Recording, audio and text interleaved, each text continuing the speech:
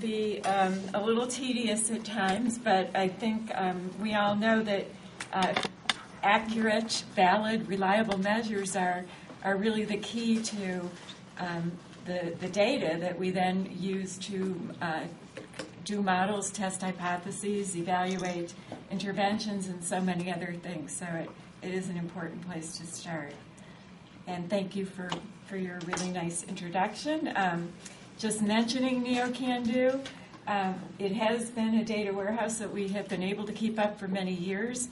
In the last couple of years, we have run into some financing problems. So if you've been on it lately, you may say, well, why are we not seeing some of these things updated?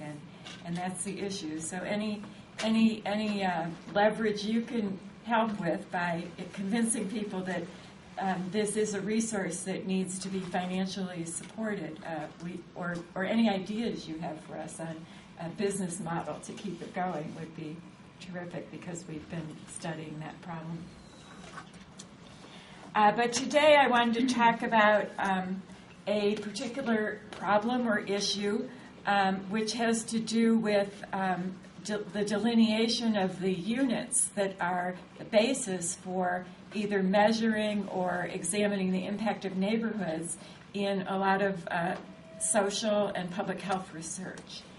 And I think there's been too little attention to this problem, although the amount of attention is now growing.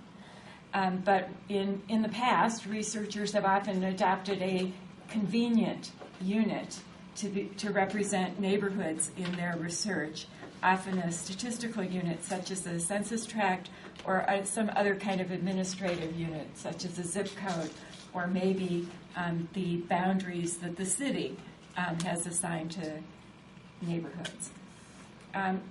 Also in practice, and I know people in public health are often involved in this practice, which is trying to engage a neighborhood in changing in some way or in acting on its own behalf to create social programs, to clean up the neighborhood, to engage in healthy behaviors and so forth. And the way neighborhood is defined in those initiatives has implications, I think, for how well these programs can be evaluated and for the degree to which the community can actually relate to the neighborhood concept. So the topics I'm planning to cover today are: how do neighborhood residents view the geographic boundaries of their neighborhood? What do we think is the sort of scale or size of neighborhood that is most resonant psychologically with residents' own conception of that concept? How does this vary among residents? How does it differ between adults and children? And how does this compare to other definitions? And then think about some of the theoretical and practical significance of what we're learning. I want to acknowledge that I'm pulling my comments today and my examples of the studies I've been involved in from work over many years with many important colleagues. Jim Spilsbury and Jill Corbin have been long-term colleagues with me working on this line of research. Several of my graduate students, Zane Jennings, and others have been involved. Staff from the Center on Urban Poverty and Community Development, Sue Chen, Kristen Mickelbank have been key partners, and Natalie Kolobianki, who many of you know from her time here at Case Western Reserve in public health, is another former student and colleague who I've been working with.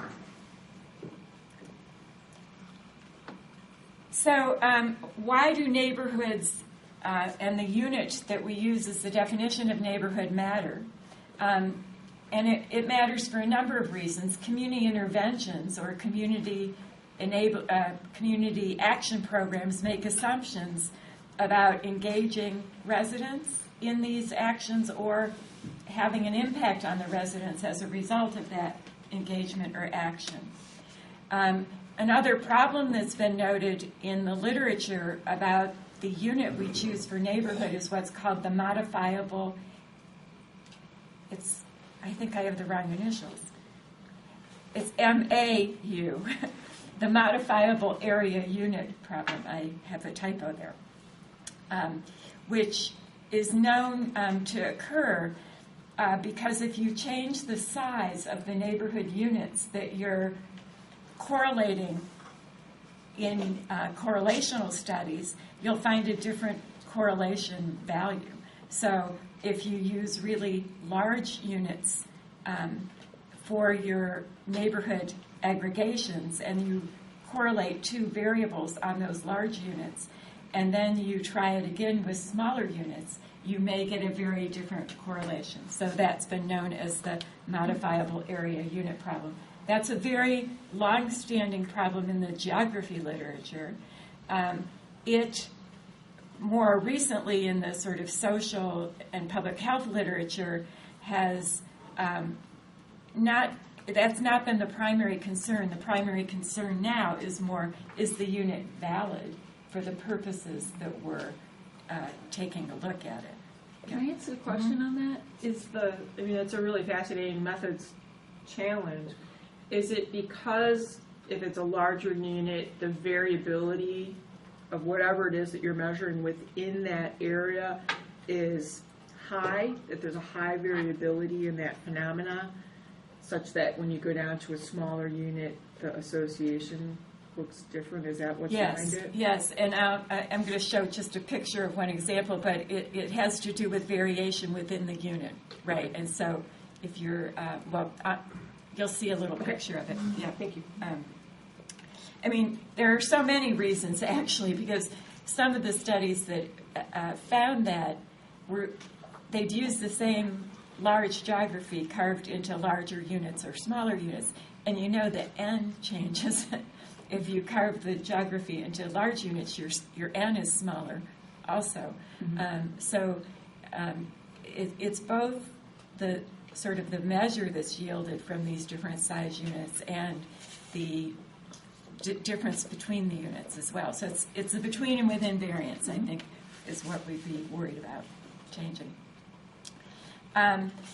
Many studies that use neighborhood as a concept want to calculate some measure on that neighborhood that is then used in subsequent modeling.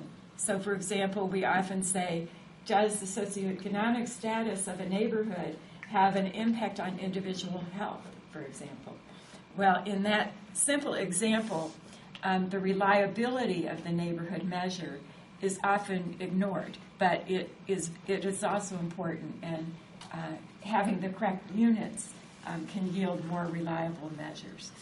So it's something in addition that needs to be looked at. And then I think one of the most important parts of the problem of the neighborhood unit has to do with the disconnect between the theory of why neighborhoods matter and the empirical representation of those neighborhoods through measurement. So it's very important to be thinking about what's the mechanism in your particular research through which we think neighborhoods affect the outcome.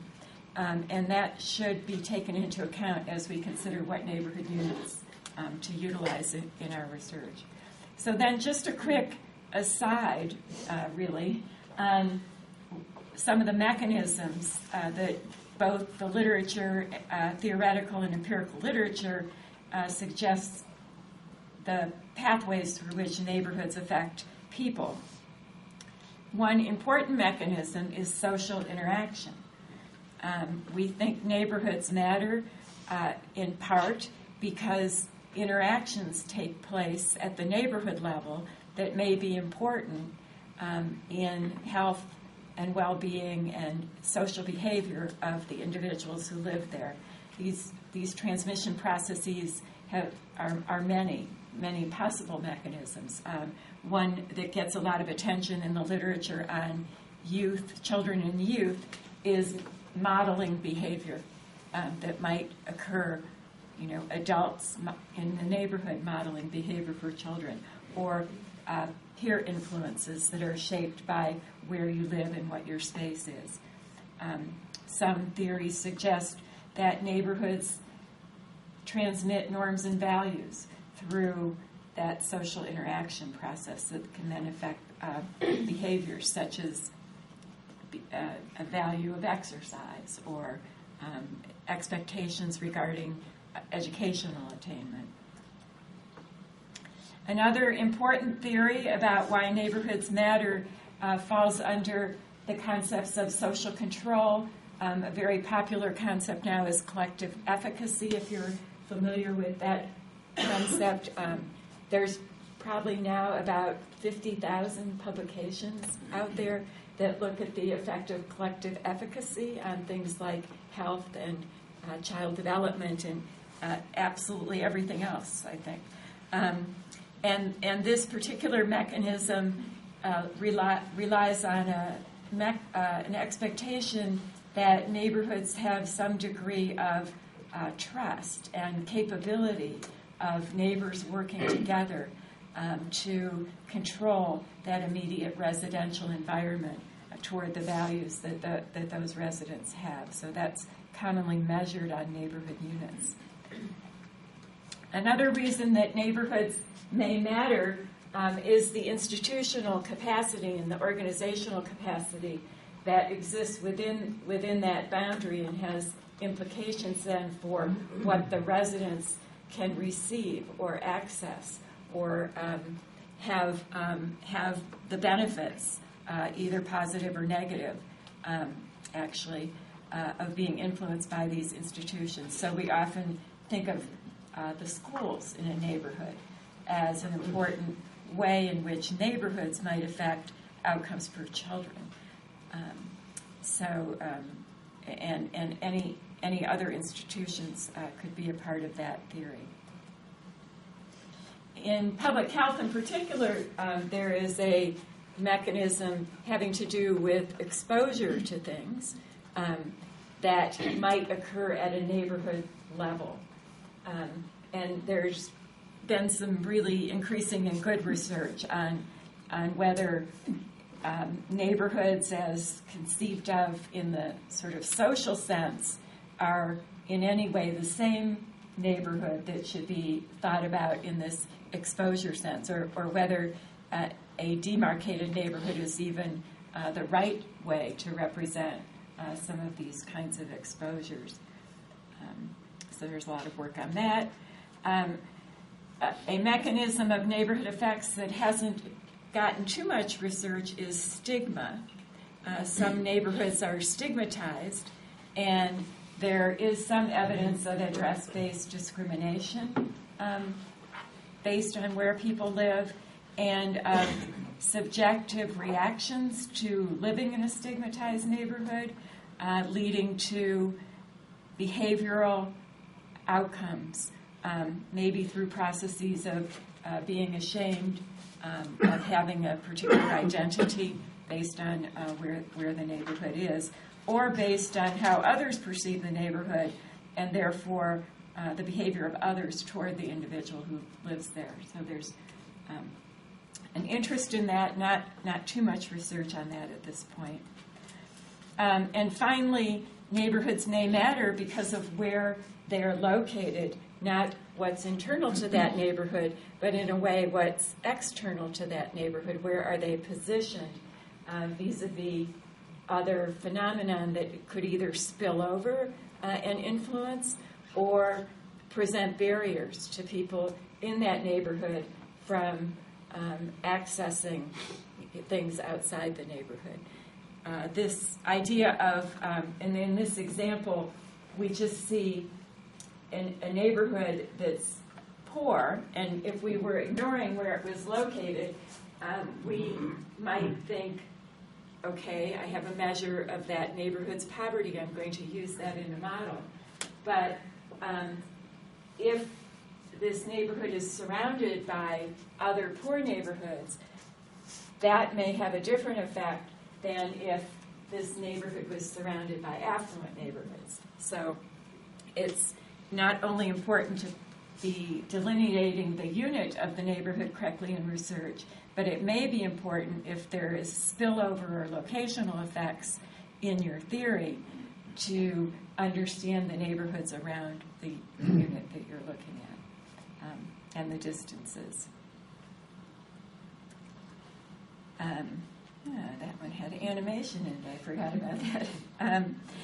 So in addition to its location, other geographically relevant concepts that people are trying to measure are things like the mismatch or distance between where a neighborhood is located and something else that is important. Distance to healthy foods, distance to employment, distance to healthcare access, and so forth.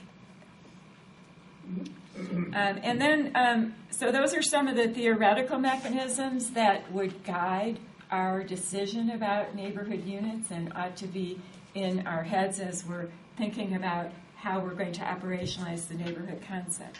And then the other problem is the modifiable area unit problem, where what we see here in just a simple example of poverty rate is a unit in blue where the poverty rate is 17.8%, but various subunits within it where the poverty rate is different.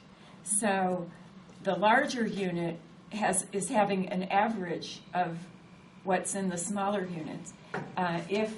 If that average, if the whole average is replicated in every subunit, then that larger unit doesn't have any variation within it. It's not misleading in any way in terms of what the rate would be within the smaller units.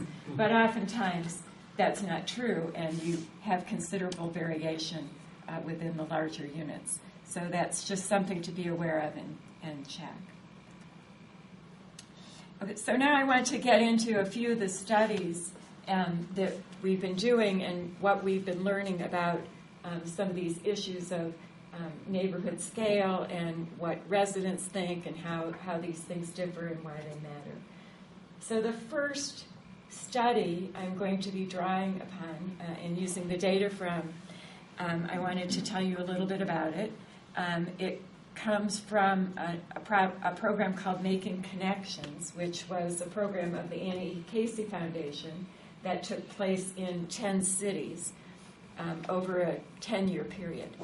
And the cities defined target areas for community action. The target areas were defined by community leaders. And the purpose of the action within these target areas was to improve neighborhood conditions for children. So the data come from a practical initiative, which was trying to change things in neighborhoods in 10 cities. As part of the baseline prior to taking this action, a household survey was done in all these places. And then the survey was repeated.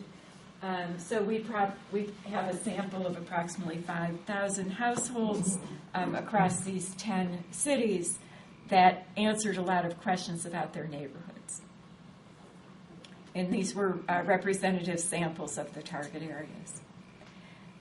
These are the 10 cities that were involved in the program. And we asked all the respondents to draw a cartographic map on a digitized paper, GIS-generated paper, of their own perception of their neighborhood boundaries. There were a series of instructions they were given to doing that. And this method yielded about 4,000 maps that were usable. Some of them were unusable. The respondent was unable to actually complete the task according to instructions. And the maps were digitized. They were also asked a sort of symbolic question of neighborhood identity. They were asked to provide the name of their neighborhood, and 77.2% were able to give a neighborhood name that was usable. The names had to be cleaned up a bit because sometimes some of them were not printable, but mostly they needed to be cleaned up because two different people would really be using the same name, but they would say it differently, spell it differently. It would have just a slight difference, and so we did some cleaning to try to not have to unduplicate the names, I guess you would say. And then we examined the names that were given within various blocks. We drew a convex hull around these names using GIS to get a sense of where that name resonated. So you'll see in a minute that we're kind of overlapping geographic definitions of neighborhoods with names to get more of a sense of what people thought.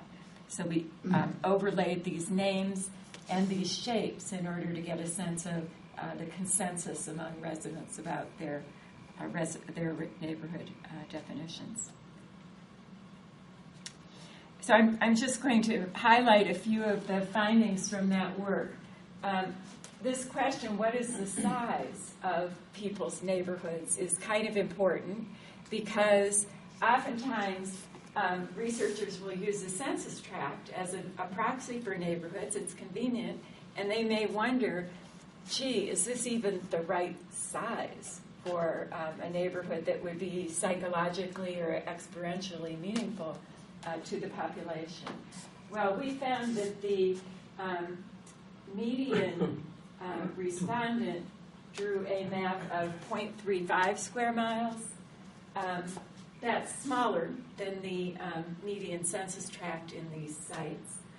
It's much larger than the median census block, which occasionally people may select for research. If I had done zip code, zip codes are highly variable,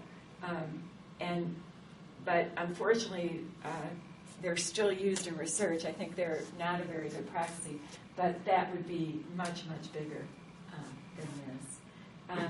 And the distribution of sizes is skewed. So there are some people who have very, very big maps. But it's skewed toward there are more people who have smaller maps. And are these all urban? These are all urban. The only suburban area was White Center, Seattle, which is really urban. It's outside Seattle proper, but it's a big public housing area, lots of, not as dense as some urban areas would be, but has many urban qualities. So there's no rural areas in this. But the study could be done in rural areas. The methodology would work, I think. So we examined individual differences in map sizes, and we found that people with individuals, these are all adults over 18 answering the survey, individuals with more education, higher income, longer years in the neighborhood, higher participation levels in their community, living in families with children as opposed to either to living without children, and where the household head was younger. These were all predictive of larger maps.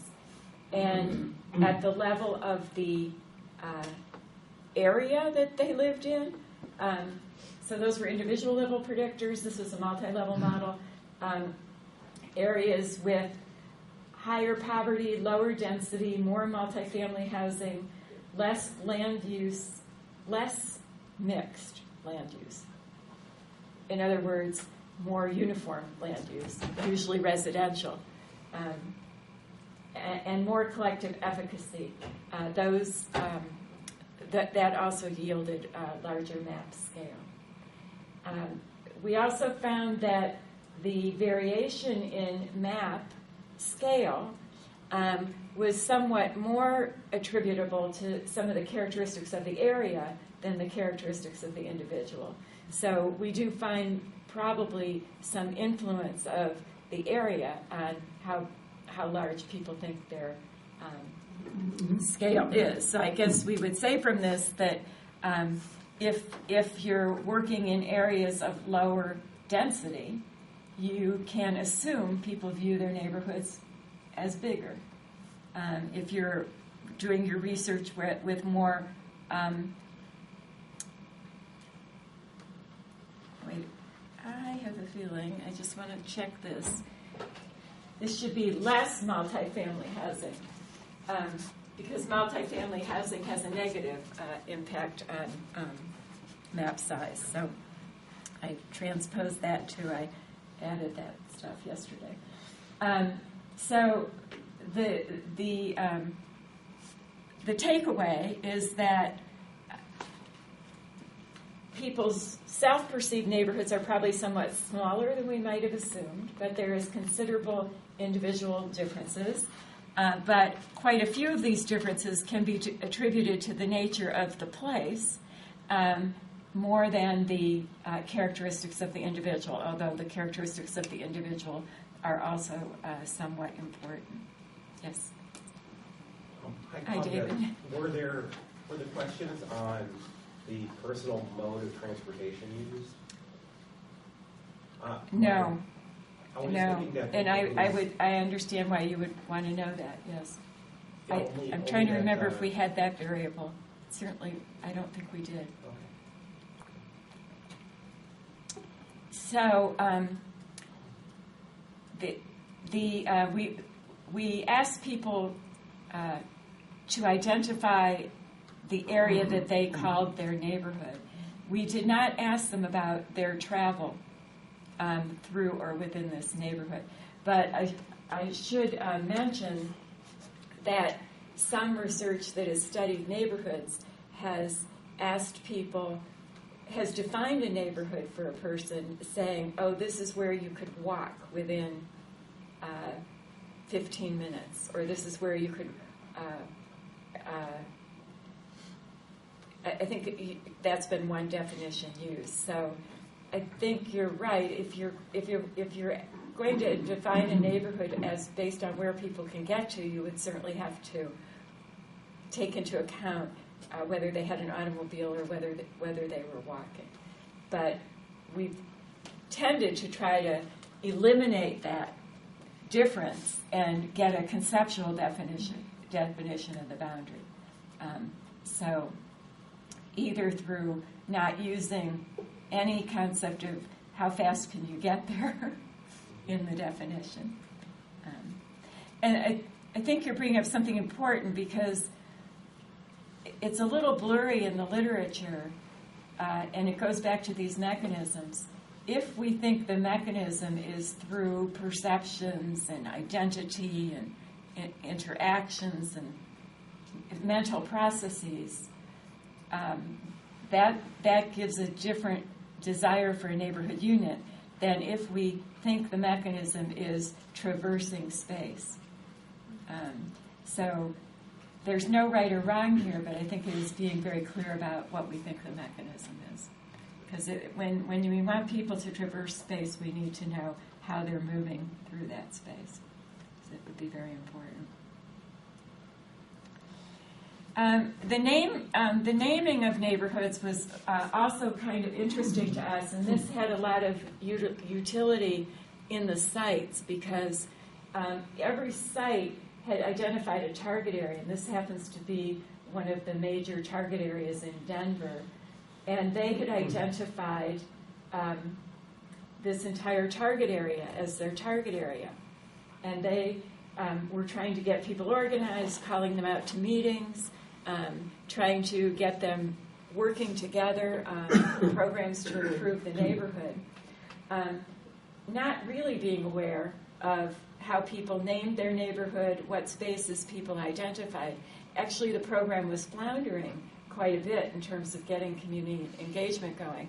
So this is a rather small geography where we found lots of people, all of these neighborhood names were used by a fair proportion of the people.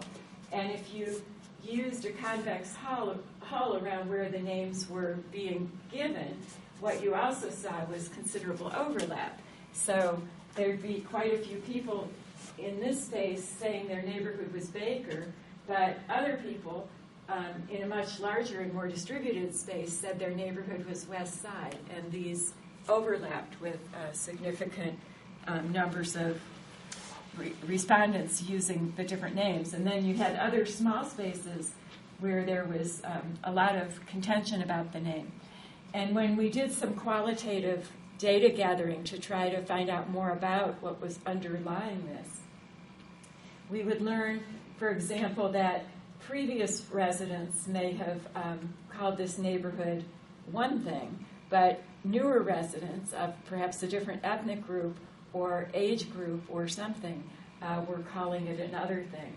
And sometimes you could even see boundaries of contested neighborhood identity emerging from this mapping work, including some contestedness that could be problematic for neighborhood change, such as the public housing residents call it this, but the more affluent residents call it this, or the people in this gang call it this, and people in this gang call it that. So the technique, I think, proved to be useful not just for better understanding the neighborhood from a research point of view, but there were practical implications on the ground. Darcy? We followed the same methodology in a study in South Carolina. It was an intervention study to build community capacity for change. And we originally targeted public housing, but the public housing map included the neighborhood next to it. Uh-huh. So we ended up focusing on both neighborhoods, but they're next to each other. This is the road, public housing here, non-public housing here. They're both low income, both majority African American. And yet that street was such a divide of the two neighborhoods. So it did have a lot of influence on our practice and our engagement as community organizing in the neighborhood. The line, though, even though we said we're going to cross the line, it was still a very strong line that most of the work ended up being this community did that or that community did that. And imagine if you weren't aware of that, though, you would have probably made a number of missteps and not really understood why we're having trouble getting people together and things. I don't know if you can discern from this multiple identities or whether you asked. I mean, so I'm a Claytoner who really doesn't live in Clayton, but on the east side, within Shaker Heights and inner ring suburbs, so I can identify various ways. Yes. Did you account for that, or change over time? We did not allow them really to give more than one name. So, and I understand what you're saying, and that might be true here. Some of the people who said West Side might also have said Baker. If you could say, well, what's your little sub area you identify with? So, the question was, does this neighborhood have a name, and what is it? So that's the way it was operationalized. But I think what you're saying is for some programs it would be important to try to investigate that, and that's a good point. And then change over time. Unfortunately, when Wave 2 of the survey was done, the funding had been cut a bit, and so this particular activity got dropped from the survey, much to my chagrin, because it was a bit more expensive than the type of the other types of questions, and this had to be administered in person, and so they had cut the funding by doing some interviews on the phone. So we don't know change over time from this study. I only know of one or two studies that have really looked at this as change over time, and those studies do suggest that an intervention can change neighborhood identity, and I think it might be a very useful outcome to look at if you're doing neighborhood change intervention work, and then trying to see about the outcome of that. And I think this methodology would be useful. The one study, it was in a suburb of Los Angeles, found it was more of a negative study, but it found that building certain roads and changing certain landmarks caused people to think of their neighborhoods between 2 points in time, to change from seeing their neighborhoods as rather large and integrated to thinking of their neighborhoods as isolated and separate, which was in that study a negative in terms of community building. So it can go either direction, but I think it was important. So another question we tried to ask using these data is to what degree do residents agree on neighborhood boundaries? If you are doing the kind of research where you want to put people in one neighborhood and then search for neighborhood effects, so that's kind of how these neighborhood effects studies are usually done. We have a lot of individuals in a study. We want to look at some outcome, obesity, high school graduation, lots of different outcomes, and we want to see if there's a neighborhood effect. We usually want to nest the people in the neighborhood. So we have 100 neighborhoods, we have 1,000 people, we want those people all divided up by neighborhood. Well, this line of research makes you wonder, if people kind of think of their neighborhoods differently, is there any way we could find enough consensus in that so that we could develop something like authentic neighborhoods or resident informed neighborhood units, and then think of people as being in those units. So we took on a search to see whether people who lived in the same place had any core area that they thought could be considered their neighborhood, whether they agreed on that. So we overlaid maps of people who lived in proximity to each other, and then we divided that into blocks, and then we identified how many of the residents had endorsed each block as being in their space. And so the lighter colors are showing that there was often a core portion where most people endorsed, and then as you got further out, there was less consensus about whether those blocks were still in the neighborhood. The technique, in part, was a question of, can we do this? Can we find spaces that are endorsed? And after doing that technique in each site, we found that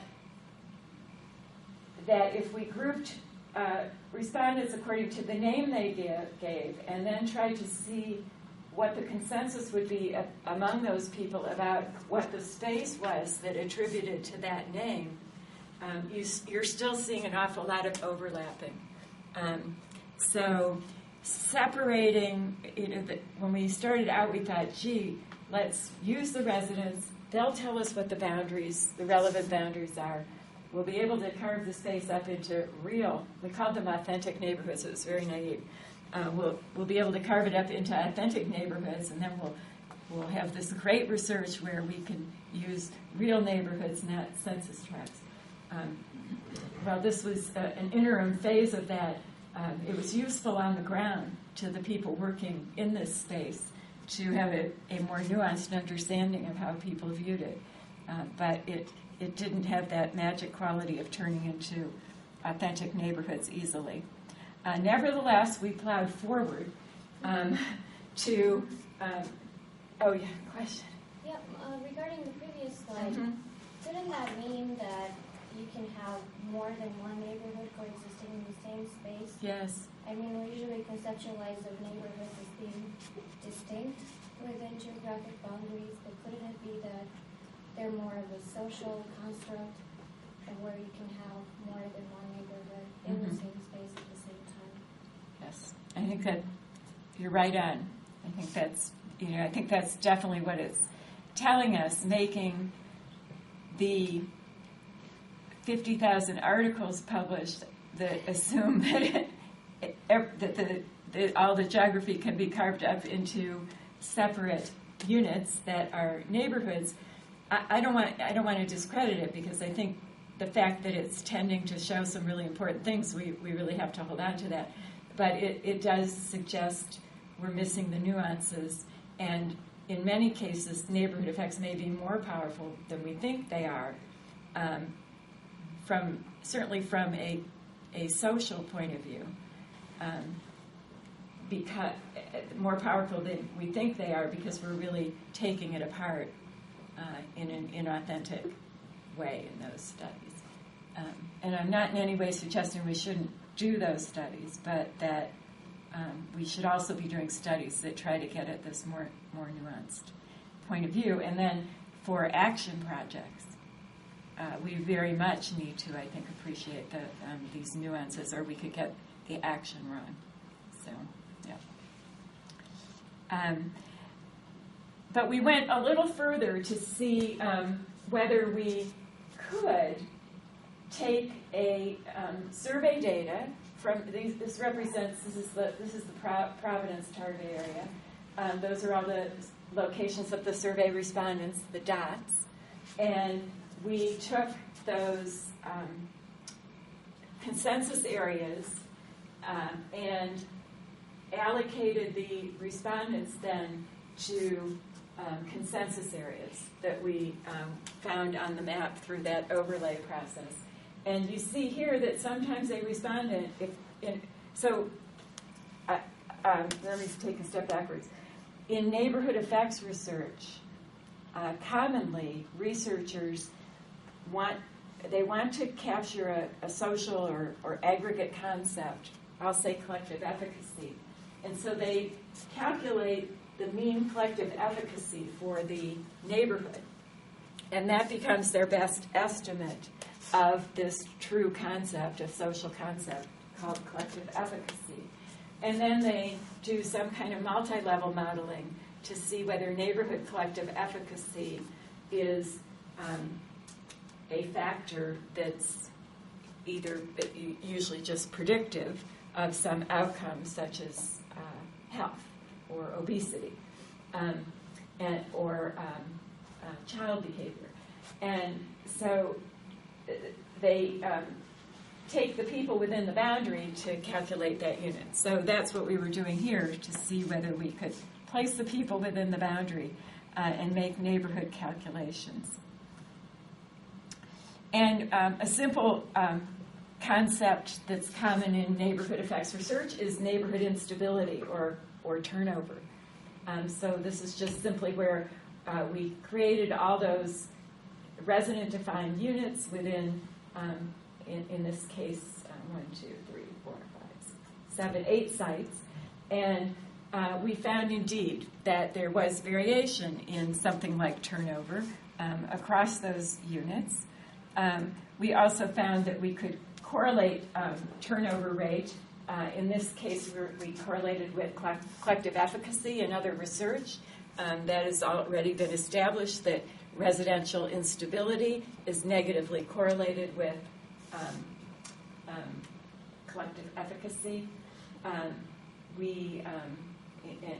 those were, all the neighborhoods. So I would say from that small analysis, it suggests that even though the boundaries are a little fuzzy, that taking this approach to using resident-defined neighborhoods to possibly organize neighborhood data for analysis is not hopeless, it's not ridiculous, it can be done.